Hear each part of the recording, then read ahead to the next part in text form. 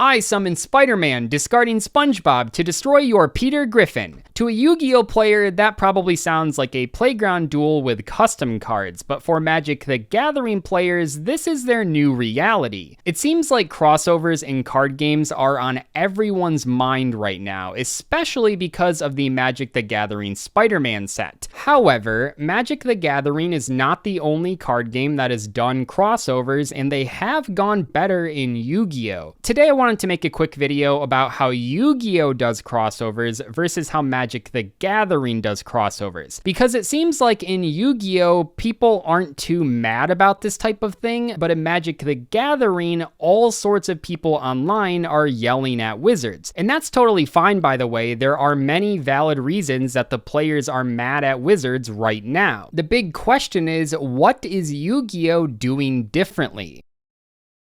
There are three main categories of Yu-Gi-Oh! Crossovers. The first category is cards from Konami video games. Gradius from way back in the day is based on the Gradius game. Vampire Hunter is based on Castlevania. Go-Go the Gallant Ninja is based on The Legend of the Mystical Ninja, and the more recently released Power Pro Lady Sisters are from the Power Pros mobile game. The community never pushed back against any of these cards, despite them being from other IPs. I think that is in part to the fact that these are other Konami-owned IPs, which is a difference, but I also think it's because these cards perfectly fit into the Yu-Gi-Oh! Universe without you understanding the reference. Maybe you know that Vampire Hunter is based on Belmont, but if you don't, it's still just Vampire Hunter. The second category of Yu-Gi-Oh! Crossover cards are cards that reference pop culture. Now, these aren't real promotional tie-ins, but they do reference things outside of the Yu-Gi-Oh! Universe. For example, did you know that Unexpected Die and Scrap Factory are both Terminator references? No? Well, now you do. For an even larger example, take a look at the entire Cosmo archetype, which is based on Star Wars and the Wizard of Oz. But it's not like there's literally a card called Cosmo Dorothy Skywalker. Instead, we have Cosmo Farm Girl, which has attributes of both of those characters. And that's kind of how it goes with all of the Cosmo cards. Every card game has its own unique identity, and I think a big thing Magic players are worried about is that the universe beyond universes are going to overtake the regular Magic universe. The final category of Yu-Gi-Oh! Crossovers includes the actual promotional tie-ins. We're talking about the McDonald's promos from back in the day, or Potato and Chips, which are based on a mascot from a Japanese potato chip company. We're talking about the Nike Yu-Gi-Oh! Shoes and the Soccer Player Rescue Rabbit card. Now, what makes these promotional tie-ins any different from the Magic the Gathering ones? I think one of the reasons is that these promotional cards fit in with Yu-Gi-Oh!'s aesthetic.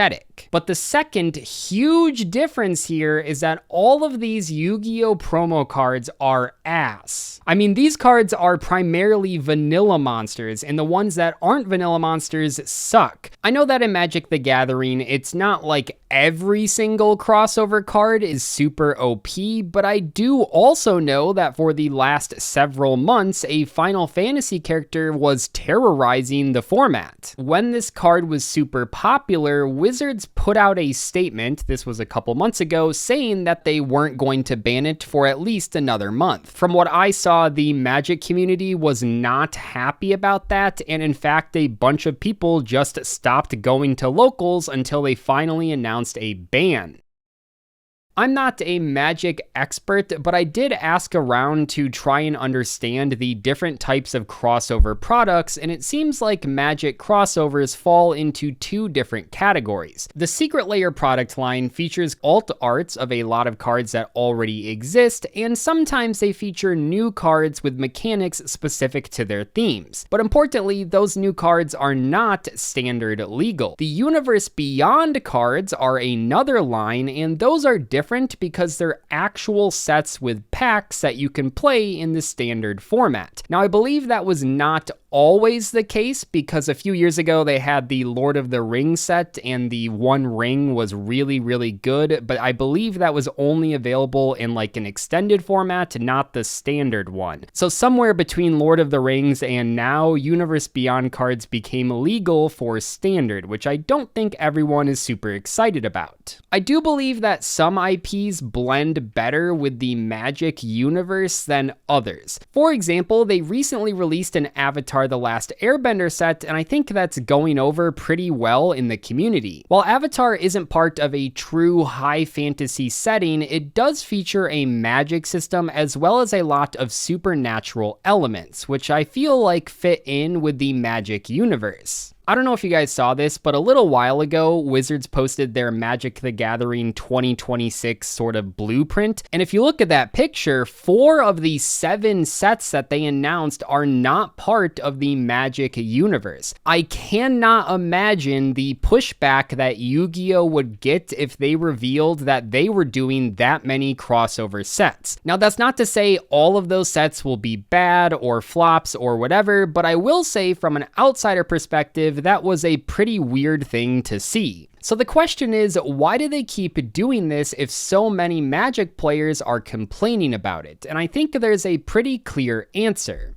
Money. And that sounds pretty stupid, you know, of course it's money, it's a business, but specifically they're looking for money from non-Magic players, which I think sounds silly until you think about it a little bit more. I don't play Magic and I don't plan on starting anytime soon, but I can tell you the last time and the only time I bought a Magic pack. The only Magic the Gathering pack I've ever picked up was a Lord of the Rings pack a few years ago. I like Lord of the Rings, so I thought it would be cool to have a couple cards that feature characters from that franchise. So in other words, they convinced a non-Magic player to actually buy a product, which is a pretty big deal. They're essentially betting that the lost revenue from angry Magic players not buying sets won't be as much as the gained revenue from non-Magic players that are now buying product. Everything starts to make sense when you remember that the parent company of Wizards is Hasbro. You know how there's a million different monopolies at every single store for pretty much any IP you could think of? Yeah, it's not so surprising that they're trying to do the same thing with Magic. Who cares about those Magic players that have been playing the game for 30 years? As long as Hasbro can increase their revenue for their shareholders, everything is just fine. LEGO has been doing this too over the past few years especially. They keep releasing sets that are tie-ins with other IPs that are grossly overpriced. And then once they find a fan base that's willing to spend a lot of money, they keep releasing more and more sets in that universe. We can see this happening in Magic as well. They released a Spider-Man set and now we're getting a generic Marvel set. They released a Final Fantasy set and now we're getting another Final Fantasy set. They released a Lord of the Rings pack and now we're getting a Hobbit pack. They know who is willing to spend money and they are going to keep giving them things to spend money on. Despite player complaints, this is working, by the way. In just Q3 of 2025, Magic's revenue increased by 55%. That is absolutely insane, and it makes it really obvious why they're pushing these Universe Beyond sets so much.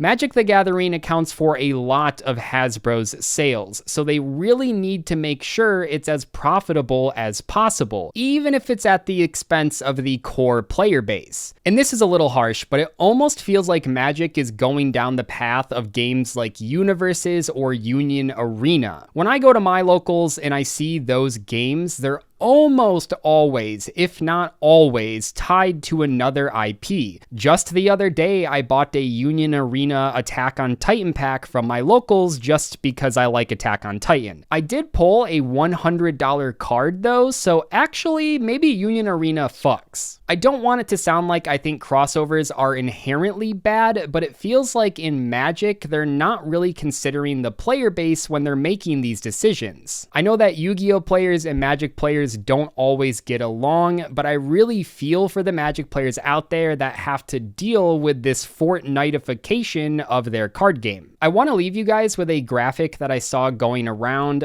This was made by Chromed Dragon on Reddit, at least that's where I saw it, and this is basically a spectrum of the types of Universe Beyond sets that Magic has done or theoretically could do in the future. Personally, when I saw this breakdown, I felt like 2 was where my limit was for standard, and then like 3, 4, 5 could be reserved for secret layer, but I'm really curious to know your guys' thoughts. Anyway, that's all for today's video, and I'll catch you guys later.